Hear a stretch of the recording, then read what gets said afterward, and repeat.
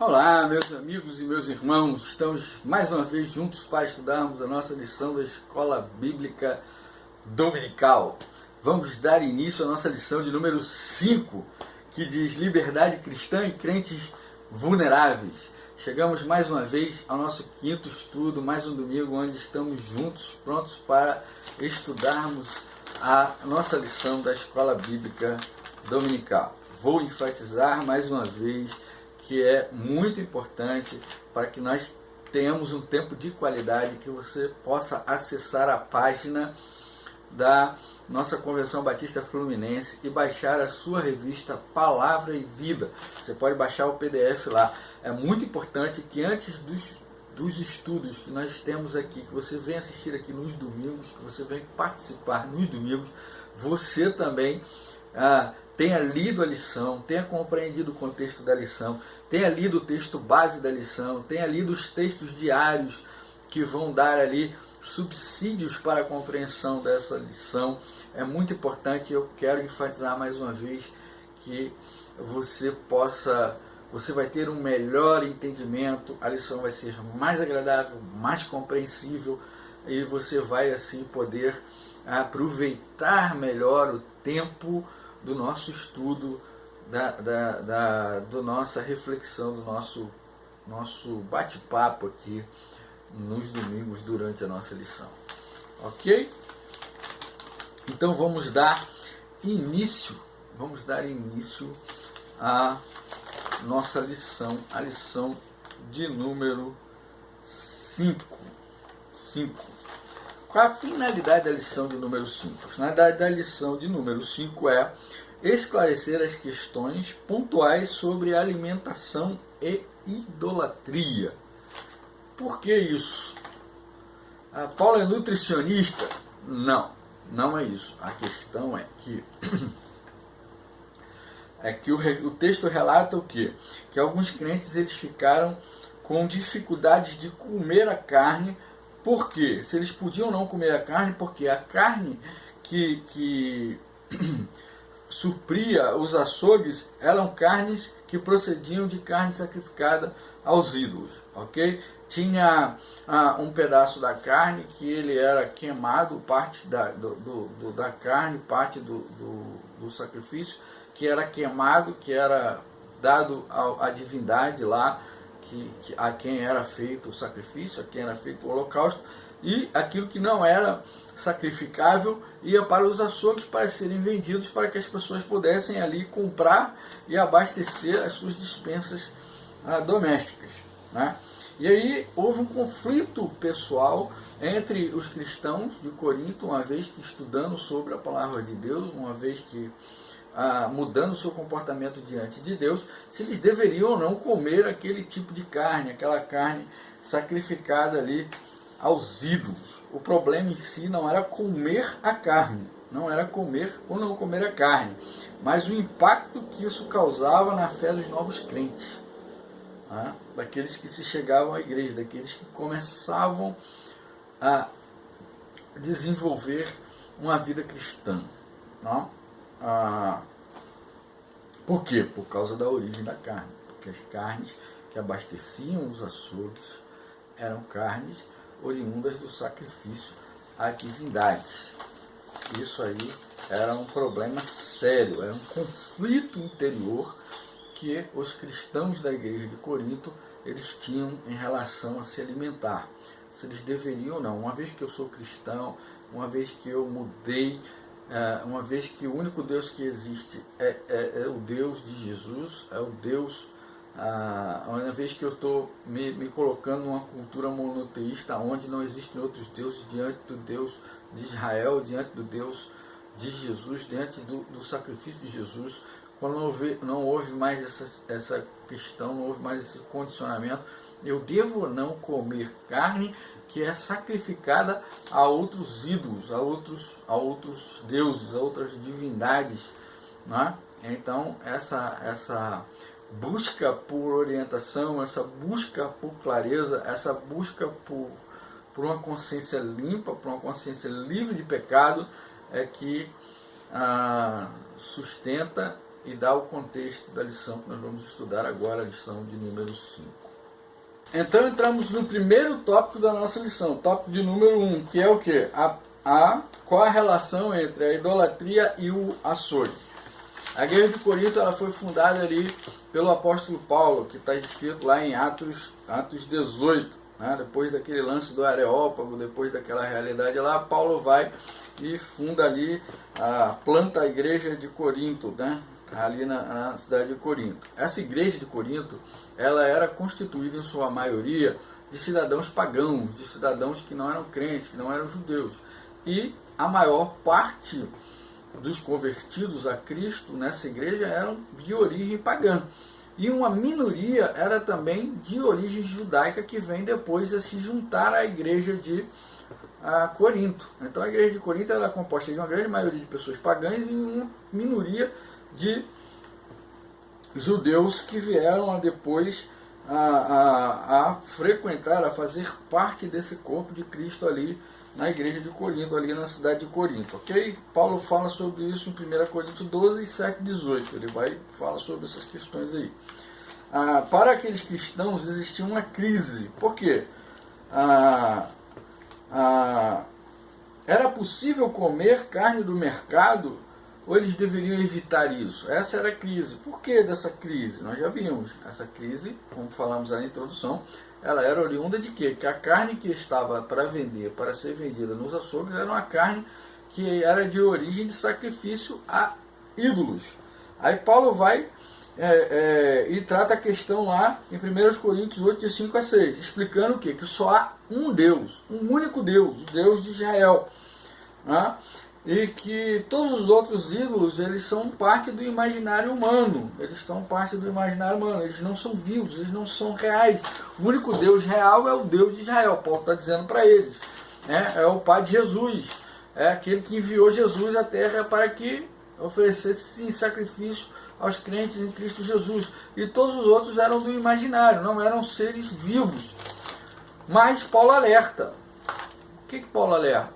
Alguns demônios se aproveitam desta idolatria e tomam para si essa adoração, a esse culto. Nesse momento, a atividade de sacrifício deixa de ser uma atividade nula, né? Sem efeito. Tá?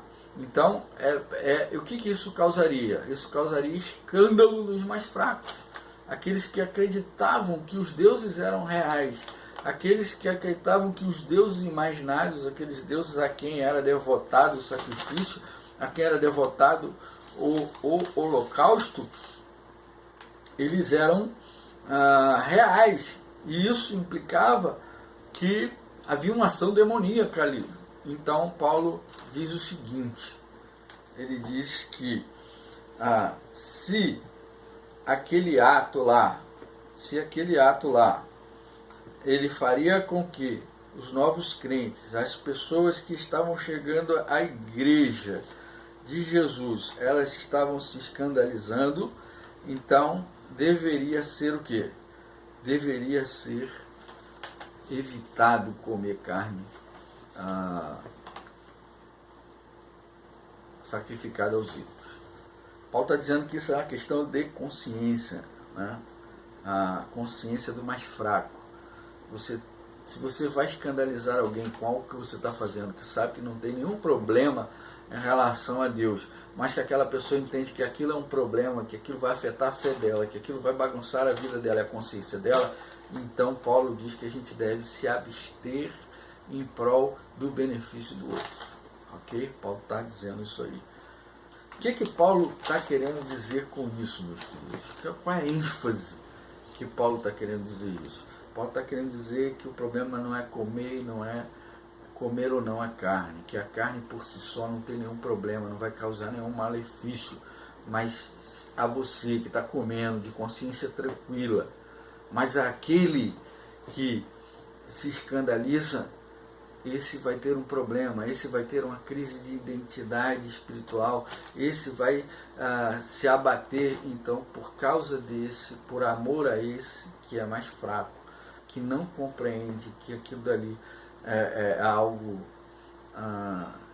que não traz nenhum dano a esse, pelo bem desse, nós devemos sim nos abter, porque essa pessoa, ela é mais importante do que o comer a carne. Tá? Mesmo que eu tenha minha consciência tranquila de que aquela carne não tem nenhum efeito maléfico ou benéfico, é apenas carne, mas se o meu irmão, aquele que está chegando na igreja, se ele entende que aquilo que eu estou praticando é algo que é incompatível com a realidade de alguém que aceita Jesus Cristo, e aquilo vai causar prejuízo espiritual para ele, Paulo nos aconselha a nos abster, porque ele é mais importante do que o nosso desejo de comer a carne. O ser humano é mais importante do que a prática, do que o desejo pessoal carnal, ok? A fé do outro é mais importante do que o meu desejo momentâneo de satisfazer um desejo pessoal. Compreenderam, queridos? Isso é o que ele diz aqui com relação à questão da carne. Não importa se vai comer ou não comer a carne. O problema não é comer ou não comer a carne. Mas se a carne vai afetar espiritualmente o teu irmão, se vai enfraquecer e criar uma crise no teu irmão, então abstenha-se da carne. Abstenha-se da carne, abstenha-se do teu prazer momentâneo em função da espiritualidade e da fé do teu irmão mais fraco. Chegamos então no nosso segundo tópico da lição de número 5. Qual é esse tópico? A participação na obra de Deus. Paulo ele explana sobre o alto grau de satisfação pessoal de pregar o Evangelho sem intenção de obter nenhum reconhecimento ou glória por isso. Paulo não estava buscando glória, Paulo não estava buscando elogio, Paulo não estava buscando aplauso, ele não estava se importando com isso, ele não estava se preocupando. Ele está querendo dizer que é um privilégio servir a Deus, é um privilégio servir ao Senhor, ser um chamado por Deus para servir na obra do ministério. Paulo está dizendo que não tem alegria maior no coração do que servir a Jesus Cristo, do que proclamar o Evangelho, do que orientar a igreja de Jesus, do que cuidar da igreja de Jesus, do que ter trabalho cuidando da igreja de Jesus, cuidando do seu irmão, cuidando do seu próximo. É isso que Paulo está dizendo, queridos irmãos. Ele está enfatizando que ele participar da obra de Deus é um privilégio indizível, impagável. E não importa se ele vai ter reconhecimento ou não, se ele vai ter gratidão ou não, se ele vai ter aplauso ou não, se ele vai ter elogio ou não, isso não interessa para ele. O importante para ele é servir a Deus. Fazer aquilo que o Senhor chamou para fazer da melhor maneira que ele puder fazer, gastando e devotando o seu tempo e a sua vida para isso. Essa é a questão. A pregação para Paulo era um elemento de identidade pessoal, ou seja, Paulo não se via fazendo outra coisa. Paulo era apóstolo. Ser apóstolo era quem Paulo era. E aquilo era a sua identidade. É isso que ele enfatiza, né? A alegria, o prazer, a honra, o privilégio da participação na obra de Deus. Apesar dos perigos da missão de pregar o Evangelho, principalmente naquele tempo, naquele contexto, apesar de todo aquele risco, ele o fazia de livre vontade. Então, o perigo da missão, o perigo que ele podia sofrer, os atentados contra a vida dele, a violência que ele sofreu, aquilo não importava. Ele ainda assim, de livre vontade, ia cumprir a sua missão e pregar o Evangelho. Ele tinha convicção que o objetivo da sua missão era agradar a Deus e não os homens. Então ele fazia por Deus, ele fazia pelo seu amor a Deus, pela sua gratidão a Deus, pelo seu comprometimento com a obra de Deus. E a gente precisa aprender isso. A obra do Senhor, ela não é feita pelo resultado imediato, a insatisfação ou a maledicência de quem quer que seja. Ela é feita no intuito de agradar a Deus. Então, se estão falando mal, se estão criticando, se não estão criticando, se estão felizes ou não estão felizes com aquilo que nós estamos fazendo, nós vamos continuar cumprindo a nossa missão, porque temos a convicção de que fomos chamados para isso, então temos que cumprir essa missão, tá? Com alegria, ciente de que é uma honra, de que é um privilégio, tá? O apóstolo Paulo ele enfatiza que as pessoas que mais trabalham para o desenvolvimento do reino de Deus são as que mais recebem críticas e ingratidão, mas para ele isso não é motivo para desistir. vai surgir inveja, vai surgir dificuldades, pessoas vão reclamar, ninguém nunca vai estar satisfeito com aquilo que você faz, sempre vai ter alguém para criticar, sempre vai ter alguém para te puxar para baixo, sempre vai ter alguém para fazer um levante, para perturbar aquilo que você está fazendo. Sempre, querido, quanto mais você trabalha, mais o inimigo vai investir em complicar a sua vida, mais o inimigo vai investir em criticar você e que pessoas atacam você. Mas eu quero dizer para você que não há como passar despercebido fazendo a obra do Senhor. Não há como. Jesus fala, ninguém pode acender a candeia e esconder debaixo do alqueire. Tá? É preciso brilhar a luz de Cristo e enfrentar tudo que tiver que enfrentar para frente. Isso não pode ser motivo para desistir. Tá? É uma coisa muito complicada, uma coisa muito séria, muito difícil, mas é preciso. As dificuldades que se nos apresentam não devem ser motivos, as críticas que nos fazem não devem ser motivo para que nós desistamos de cumprir a missão. Precisamos sim arregaçar as mangas e contribuir para a expansão do reino de Deus, para a proclamação do Evangelho e para o ensino da palavra e dos princípios bíblicos. Nada deve nos motivar, nada deve servir de dificuldade para nos impedir de cumprir essa missão. Temos que continuar sempre em frente. É isso que o apóstolo Paulo está dizendo para nós aqui, certo? Vocês vão receber críticas, vocês vão receber ingratidão, vocês vão enfrentar dificuldades, mas isso não deve ser motivo para que vocês desistam de continuar. Paulo também não escolhia público, queridos. Paulo, ele ia e pregava a quem era preciso. Ele não escolhia as pessoas mais fáceis, as pessoas que queriam ouvir o que ele tinha a dizer. Não, ele ia atrás das pessoas que não gostavam da igreja, que não queriam ouvir o que ele tinha a dizer. E ele faz isso. Se você ler o capítulo 17 do livro de Atos, você vai ver lá no Areópago. Você vai ver Paulo diante dos gregos pregando a palavra de Deus, pura e simples palavra de Deus. E era um público difícil, era um público que não ouvia qualquer um, era um público que não dava auditório a qualquer um, não dava púlpito a qualquer um, não. Era um público muito difícil de ser alcançado, mas o apóstolo Paulo gastava o seu tempo, os seus esforços, ia lá e fazia isso com esmero, com dedicação, né? Ele buscava as pessoas que não gostavam da igreja. A mensagem do Evangelho era pregada.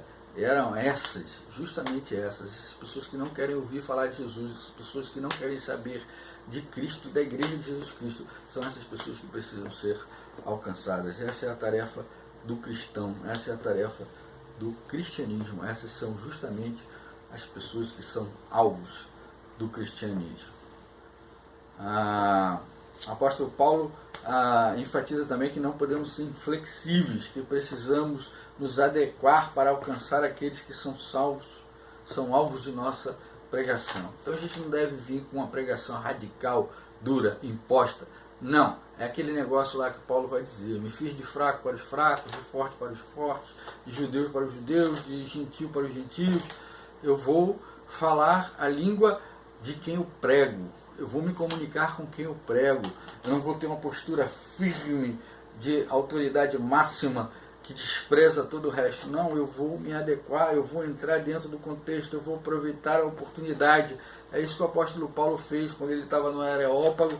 Ele foi lá e viu lá o Deus desconhecido e ele usou aquele texto, ele usou aquela insígnia daquela pedra, daquele símbolo, e foi lá e falou de Jesus Cristo, falou de Deus e pregou tudo para aquele povo que o ouviu, até ele falar da ressurreição. Quando ele falou da ressurreição, aí o pessoal não acreditava na ressurreição do corpo, então parou de ouvi-lo, mas ele aproveitou a circunstância, né? Paulo, ele dialogava, ele falava, ele chegava junto. Em vez de dizer que tudo aquilo que eles queriam era besteira, não. Paulo pegou a brecha, pegou a oportunidade e levou a mensagem do Evangelho àquele pessoal. Certo? Encerramos então aqui o nosso segundo tópico da nossa lição. Entramos então no terceiro tópico da nossa lição de número 5. Terceiro tópico da nossa lição número 5, que é buscando o bem-estar do próximo. De que trata esse assunto? De que o apóstolo Paulo trata nesse assunto? Bom, ele trata que esse é o grande dilema do cristianismo. O bem-estar do outro passa a ser o foco da nossa missão. É o outro que define os meus limites, pois o amor molda o meu comprometimento. O amor de Cristo molda o meu comprometimento com a sua obra, com o meu próximo. Não é? A gente vive numa sociedade narcisista, numa sociedade hedonista, onde se busca o prazer próprio, onde se busca a vontade própria, onde importa o que eu quero, não importa o que o outro quer, onde importa, o primeiro importante sou eu, o outro não me interessa, o que as pessoas pensam de mim não importa, eu quero fazer o que eu quero satisfazer aquilo que me dá vontade, aquilo que me dá prazer, o outro que se dane. Nessa sociedade, o cristianismo prega o contrário. O bem-estar do outro é mais importante que os meus desejos. Lembra da carne? Lembra da carne? Não importa se vai comer a carne, mas se comer a carne, se o meu desejo momentâneo de comer a carne, ele ferir a fé e o entendimento da fé do meu próximo, do meu irmão, eu devo me abster. Então o cristianismo ele contrapõe esse mundo moderno. A gente deve sim se preocupar com o próximo, se preocupar com o outro. Né? O bem-estar do outro ele limita o meu desejo pessoal, a minha vontade. Né? É o negar-se a si mesmo, que Jesus fala. Quem quiser vir após mim, negue-se a si mesmo, tome a sua cruz e siga-me. Então você renuncia e abdica em favor do outro, em favor do próximo. É isso que o apóstolo Paulo está dizendo. Quando aceitamos a Cristo, não somos mais donos da nossa própria vontade, não somos mais donos de nós mesmos. Nós nos submetemos ao senhorio de Cristo. Vivemos em função do próximo. Isso é uma missão, isso é uma mensagem muito difícil num mundo em que as pessoas dão valor ao hedonismo, o valor ao narcisismo, o valor ao egoísmo, ao indivíduo. Uma sociedade individualista. É um discurso muito difícil, um discurso muito desafiador, porque ele deve ser seguido do testemunho. Então eu devo abdicar do meu egoísmo em função do amor ao meu próximo, que é isso que o cristianismo prega. Nesse mundo que a gente vive, que é um mundo exclusivamente individualista. Enquanto busco o bem-estar do outro, glorifico a Deus, Criador de todos nós. A busca pelo bem do meu próximo, pelo amor ao meu próximo, essa busca glorifica a Deus, porque eu estou sendo diferente do mundo. Eu estou sendo como o meu Senhor Jesus, a quem eu dediquei o senhorio da minha vida, a quem eu deleguei o senhorio da minha vida. Então minha vida pertence a Cristo e eu devo ser como o meu mestre e não como o mundo. Eu devo dar vazão ao Espírito Santo de Deus que habita em mim, não mais ao pecado e ao meu desejo pessoal. Não, eu abri mão dos meus desejos pessoais em função do amor que eu tenho a Cristo e ao meu próximo. Essa é a mensagem do Evangelho de Jesus, essa é a mensagem do apóstolo Paulo, é isso que ele está dizendo aqui. Então, quando eu faço isso, eu glorifico a Deus, eu dou testemunho do Jesus que me mudou de dentro para fora. É isso que Paulo está dizendo. Essa é uma mensagem que ninguém gosta de ouvir, principalmente nos dias atuais, onde é enfatizado que você pode, você quer, você pode. O importante é você, não os outros. O Evangelho é o contrário, tá certo? Os outros importam, sim. E aquilo que você faz importa, porque se derrubar a fé do outro, você está indo contra o reino de Deus, contra o Evangelho de Jesus Cristo. Quando vivemos para a glória de Deus, aprendemos a chegar no coração das pessoas, como o amor de Cristo chega. Ele não disse que o apóstolo Paulo eu usei o exemplo aqui do Areópago. O apóstolo Paulo não disse que o que eles criam era besteira. Ele usou uma realidade dos gregos, que é ao Deus desconhecido. Eles tinham um altar lá aos deuses desconhecidos. Se você procurar aí, você pode procurar no Google hoje em dia, aí, em vários lugares de pesquisa, a história de Parmênides, e aí você vai ver como que surgiu essa ideia do Deus desconhecido. E Paulo usou essa ideia, essa realidade do povo grego para falar de Deus, do Deus de Israel e do amor de Cristo Jesus pela humanidade, do sacrifício vindouro, do sacrifício que Jesus havia feito, né? Vindouro não, que havia feito em prol da humanidade, tá? Ele não foi dizer, não, vocês criam besteiras, Deus não existe, fulano não existe, não. Ó, vocês têm um altar ao Deus desconhecido, então é desse Deus desconhecido que eu quero falar para vocês. E aí, evangelho neles, mensagem de salvação neles, tá? Foi isso que o apóstolo Paulo fez. Ele usou amor, respeitou as crenças e a religião do povo e usou aquela oportunidade ali para trazer eles para a realidade de Cristo, para a realidade do Senhor Jesus. É isso que a gente precisa aprender a fazer. Ele precisa respeitar as pessoas, amar as pessoas e trazer a realidade delas para a nossa realidade. Ok? Cuidado na forma de apresentar o Evangelho de Deus, né? Ele teve cuidado de apresentar. Ele não menosprezava os incrédulos, ele os amava, então ele não queria expelir eles para longe, ele queria que eles o ouvissem, para que eles dessem a oportunidade de que ele falasse, eles pudessem entender, eles pudessem se converter ao Evangelho de Jesus Cristo. Então, Paulo falava com amor, com sabedoria, com autoridade do céu, mas com amor, com sabedoria, sem arrogância, a fim de que pudesse alcançá-los e ser ouvidos por eles, ok? Isso era um gesto de amor, amor profundo por aquelas pessoas. Elas precisavam ouvir o que ele tinha a dizer. Ele teria que alcançar o coração delas. Então ele teria que demonstrar amor para com elas, respeito, dedicação, para que elas pudessem dar ouvido àquilo que ele tinha para dizer, que era a mensagem do Evangelho. E ele buscava em todo o tempo uma forma de alcançar as pessoas com o Evangelho. Precisamos ter esse discernimento, essa sabedoria, buscar a todo momento a atenção das pessoas para o Evangelho de Jesus Cristo.